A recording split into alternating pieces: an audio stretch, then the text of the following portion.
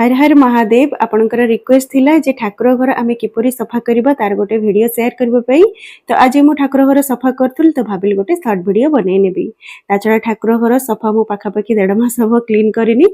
ए तो बहुत मैला भी हि जेतला पूजा रूम। तो फर्स्ट मु उषुम पानी रे डिशवाशर लिक्विड टिके पके देथिली आ ये लिक्विड रे मु बासन माजेनी बासन माजिबा पई अलगा रही छी।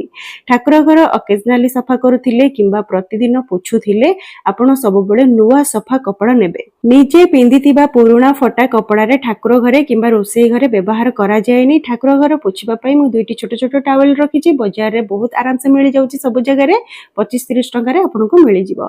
ठाकुर घर भलो भाबरे सफा करबा परे धुआ आसनटे मु बिछि देइथिली। ठाकुर को गाधी सारिबा परे धुआ सफा वस्त्र पिंधेई की जोठी जो ठाकुर बसिथिले पुरी सेई जगह रे बसि देइथिली। तापरे चंदन सिंदूर फूल रे सजेबा परे धूप दीप रे आरती करिथिली। वीडियो भल लागिथिले सब्सक्राइब निश्चय करिवे। हर हर महादेव।